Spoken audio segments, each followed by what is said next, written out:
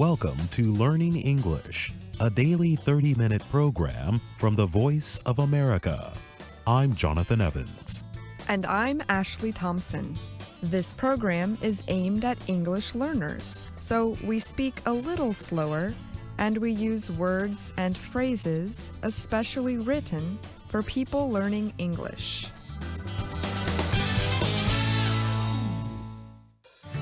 Today on the program, Ashley and I will bring you stories along with Alice Bryant. Later, we will present our American history series, The Making of a Nation. But first, Belgium has long struggled to deal with its colonial past. The small European country controlled large parts of Central Africa from the early 1900s to the 1960s. During colonial rule, millions of Africans died from disease, starvation, and violence. Recently, Belgium's Royal Museum for Central Africa reopened after 5 years of building repairs and improvements. The $73 million effort aims to show visitors the reality of colonial rule and modern Africa. The Royal Museum for Central Africa first opened in 1910 during the rule of King Leopold II. The museum was set up to show the power of his empire and the colonial riches it provided. Just more than 100 years later, museum workers have tried to completely change that. Guido Grisils is the current director. Our aim was to make a museum of contemporary Africa, on the Africa of today, but at the same time to also bring a very critical look on the colonial past of Belgium. We recognize now the many victims of colonization, the African victims of colonization. We recognize too that there were a lot of the racist attitudes that were developed at that time have their consequences today. Those ideas are personified by a group of statues showing Africans as simple and animal-like. The statues formerly were placed all around the building. They are now kept in an underground room. The museum also had a collection of living things from the colonies. This zoo served as home to more than 250 Congolese people. They were forced to wear traditional clothing. 7 died from being out in cold weather. Museum workers have been doing research on other collections. This new information has been added to some objects. It tells where they came from and explains their importance. Videos provide an African understanding of issues such as culture, colonialism, and the environment. King Leopold II built the museum to raise money for mining and rubber production in what is now the Democratic Republic of Congo and Rwanda. It is estimated that up to 15 million Congolese died from disease, starvation, and mass killings under colonial rule. Marielle Toussi-Robert is with Bamko Cran, a Brussels-based anti-racism group. She says the museum has not gone far enough to show the horrible nature of colonialism. Robert says that when the museum is presented as a museum of Africa and not one of colonization, it creates misunderstandings. She added, "We need to make a real museum of colonization. We need to deal with our colonial history. It is really something that is missing in Belgium." Director Grisils says he is open to returning stolen goods to Africa. Well, certainly it's not normal that 80% of African art is in European museums or in European private collections. So we have to make sure that they can get much greater access to our collections.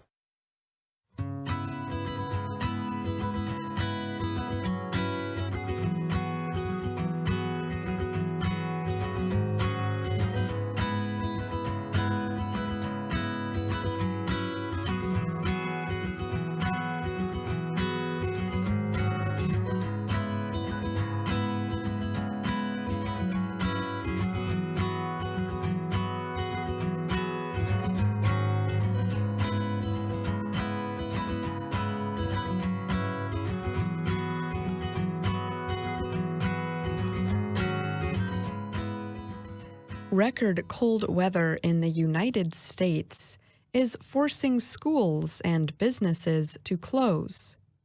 The polar vortex, as it is called, has also canceled flights and suspended mail delivery.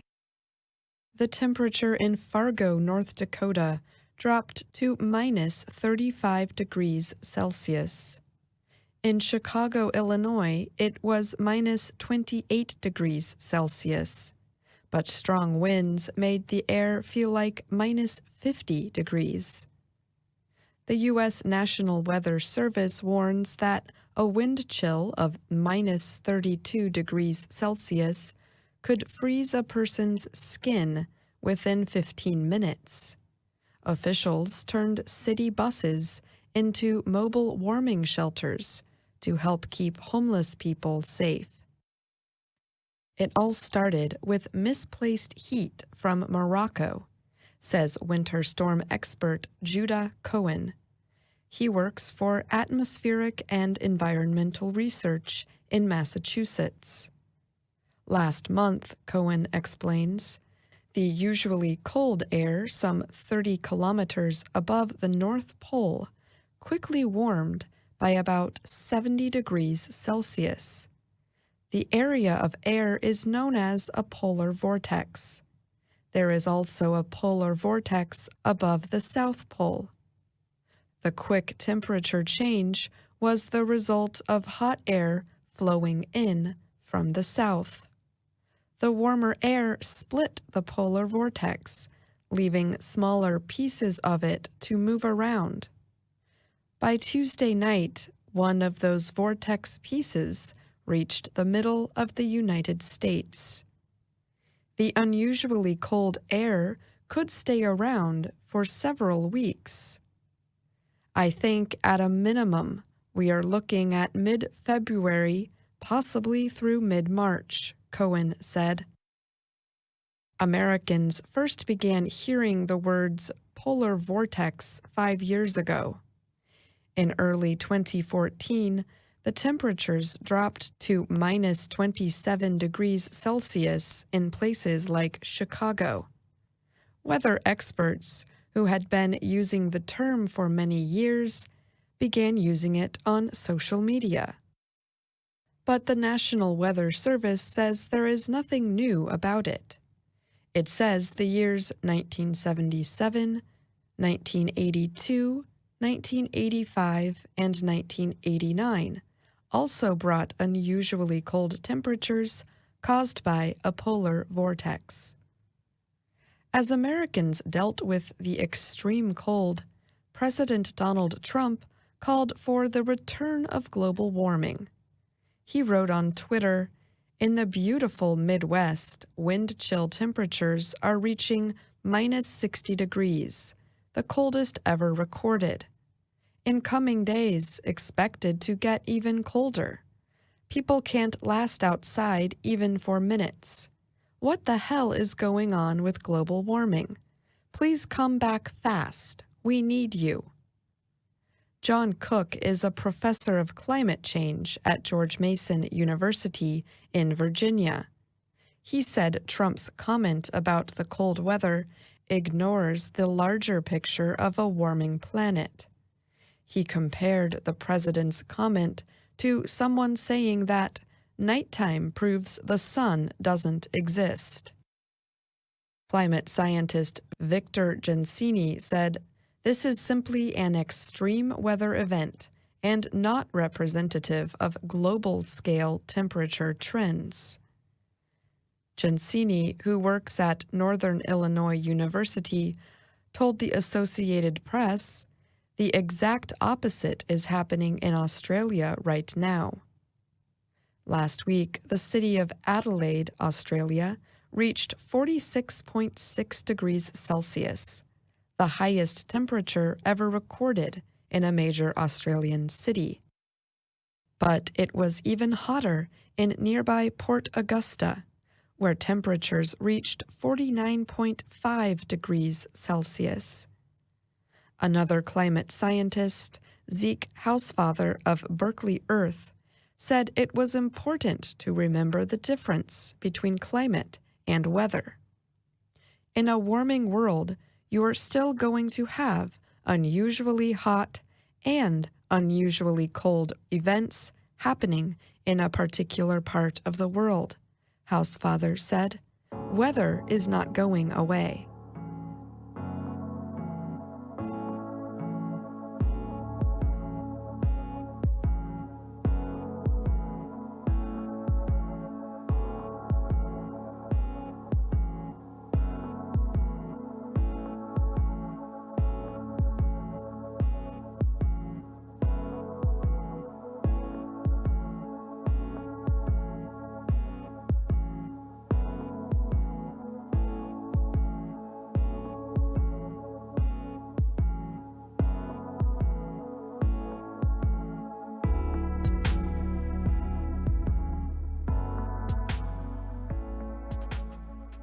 When we think about people with cancer, the images that usually come to our minds may be dark and sad.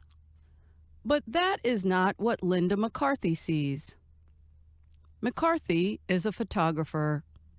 For her Survivors Project, she took pictures of women who survived or are being treated for breast cancer. She says her goal was to put a face on breast cancer. I wanted to photograph them as whole women, not the parts that they see of themselves. And I didn't want scars and I didn't want anything like that, but I wanted them to see how beautiful they are. One of the survivors is Cheryl Listman. In 2013, tests showed that she had stage 2B breast cancer. Listman was told she had a 40% chance of survival. Thinking about her 2 children helped her decide not to give up and to keep fighting the disease. Listman said she liked the idea of the Survivors Photography Project. I work with women. I help educate women who are going through the journey and just help them navigate through the medical side of it, she said. When McCarthy asked to take her picture for the project, Listman thought it might be yet another way to influence other women. It also helped her to look back in time and see how far she had come over the past few years. The idea of publicizing breast cancer survivors came to McCarthy when she was searching for a ballerina to photograph. During her search, she met a woman named Maggie who was known as the bald ballerina. Doctors told Maggie when she was 23 that she had stage 4 metastatic breast cancer. McCarthy asked if she could take her picture, not as a dancer, but as a beautiful girl who happens to have breast cancer. McCarthy told VOA she has always sought to capture the heart and spirit of her subjects. To do that, McCarthy offered each woman she photographed a chance to meet and talk openly. This gave McCarthy a chance to get to know them. The women were also offered a makeover. They worked with makeup artist Victoria Ronan. In some cases, it's been a very long time since they've had makeup on. It's been a very long time since they've done something for themselves. I've had a lot of women look in the mirror and just start tearing up because they can't believe how beautiful I've made them look. Listman says it is helpful for breast cancer fighters and survivors to feel beautiful. It's very important because when you go through a horrific journey and treatment, you don't feel beautiful. And there's a lot of things done to your body physically. There's a lot of things done to you emotionally, mentally, things that you'll never forget that are not pretty. So when you get to that point in your journey, you feel like a woman again. You feel beautiful. You feel like, you've accomplished the mission.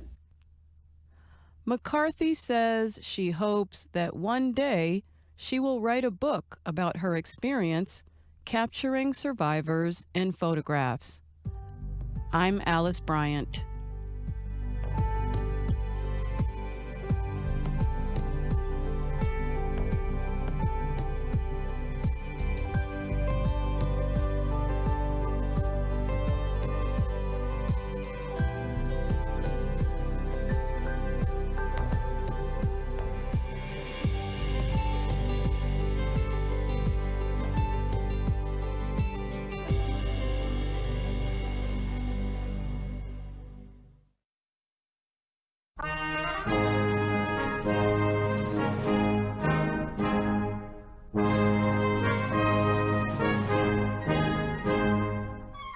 Welcome to The Making of a Nation, American History in VOA Special English.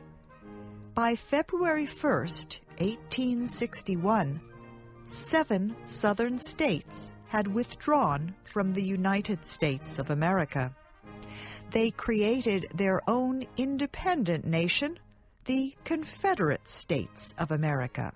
The South seceded because Abraham Lincoln, a Republican, had been elected president. Southerners believed he would support a constitutional ban on slavery. They were afraid their way of life would soon end. Kay Gallant and Harry Monroe discuss the beginning of Abraham Lincoln's presidency. President-elect Lincoln traveled by train from his home in Illinois to Washington, D.C. Along the way, he stopped to make speeches. As he got closer to Washington, he was warned that a mob was planning to attack the train. He had to continue his trip in secret. Lincoln arrived in Washington 9 days before his inauguration. It was a busy time. He talked with many people, including delegates to a peace convention. Every state was represented at the convention, except the states that had seceded. The delegates urged Lincoln to support slavery. They urged him not to go to war over the issue. Lincoln said only that he would faithfully execute the duties of President of all the United States. He said he would protect and defend the American Constitution. While Lincoln waited for Inauguration Day, he chose the members of his cabinet. He wanted men representing all opposing groups in the Republican Party. He hoped this would unite the party and give him support in the difficult years ahead. Lincoln chose William Seward as Secretary of State, Salmon Chase as Treasury Secretary, Gideon Welles as Navy Secretary, and Montgomery Blair as Postmaster General. Seward did not like Chase, Welles, or Blair. He told Lincoln that he could not serve in the cabinet with them. He said they would never be able to work together. Lincoln answered that he would be happy to make Seward ambassador to Britain instead of Secretary of State. Seward gave up the argument and agreed to join the cabinet. Inauguration Day was the 4th of March. President-elect Lincoln rode to the ceremony with outgoing President James Buchanan. Buchanan was ready to give up his power. He told Lincoln, "If you are as happy to get into the White House as I am to get out of it, you must be the happiest man alive."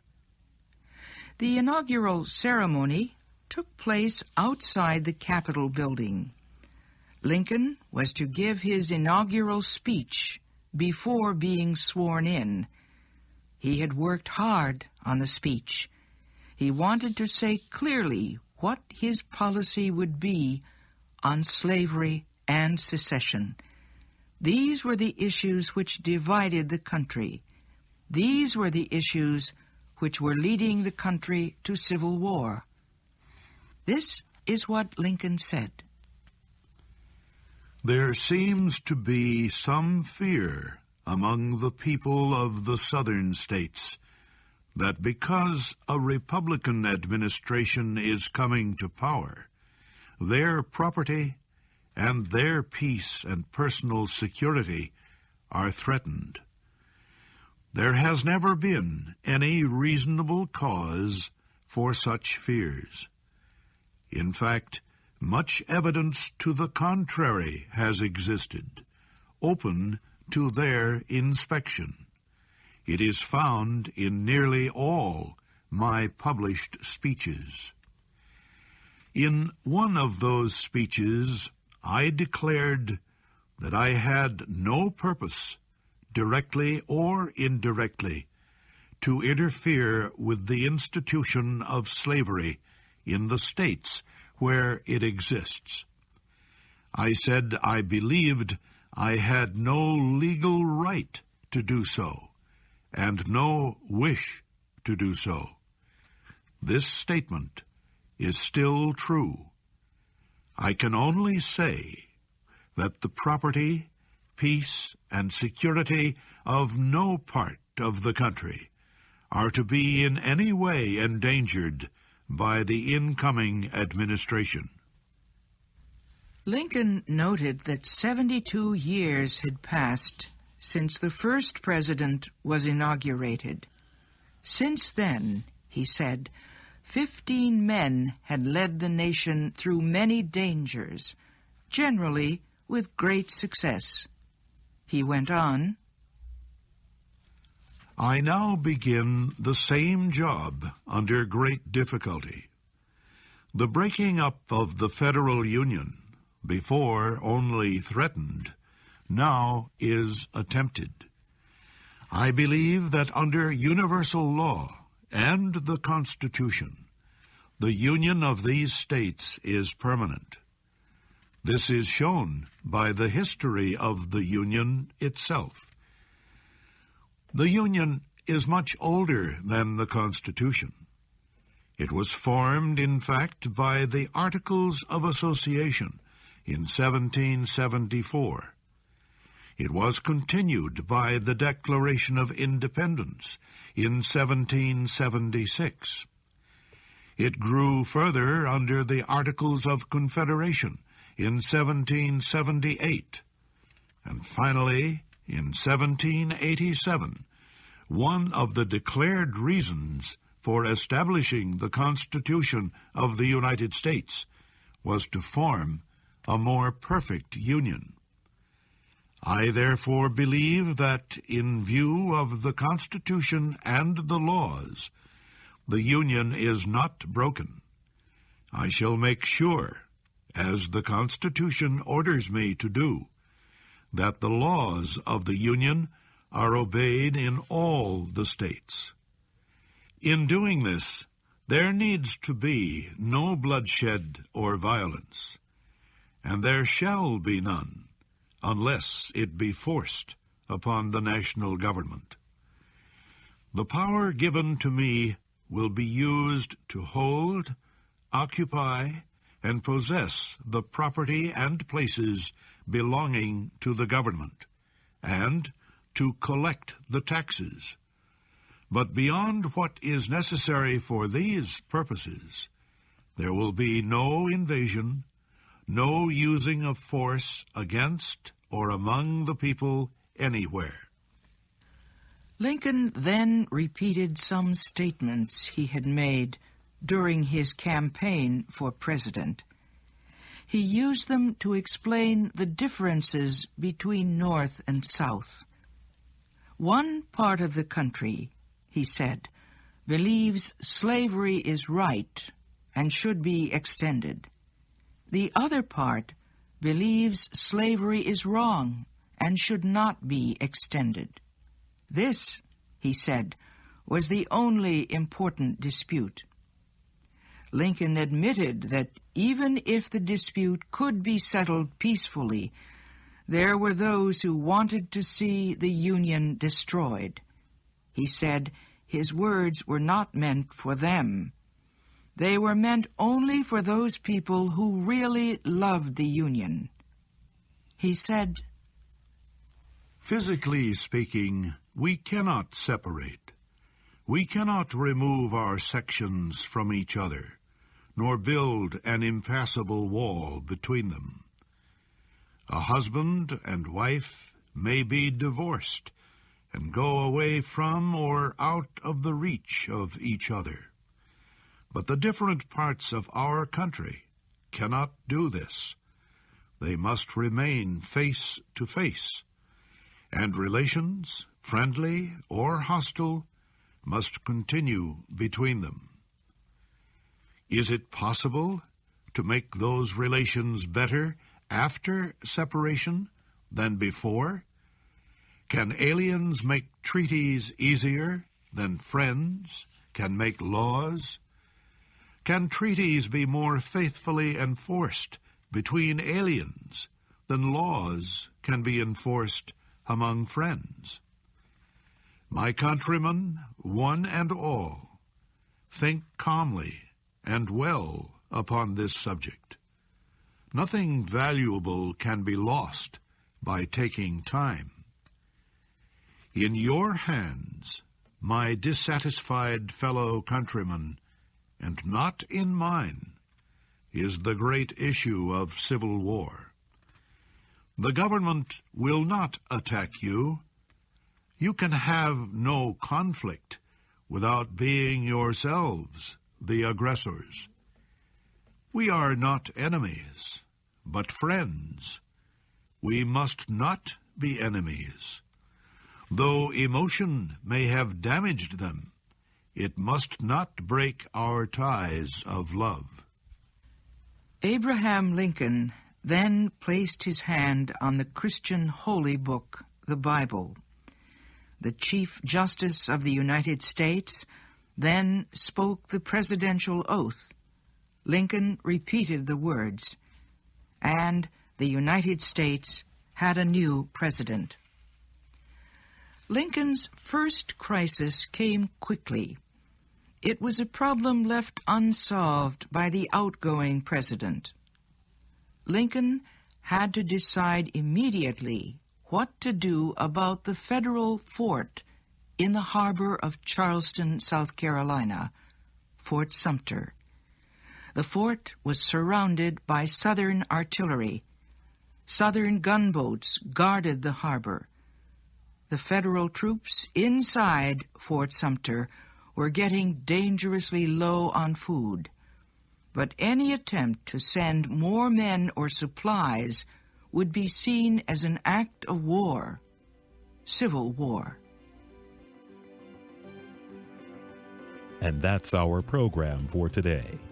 Listen again tomorrow to learn English through stories from around the world. I'm Jonathan Evans. And I'm Ashley Thompson.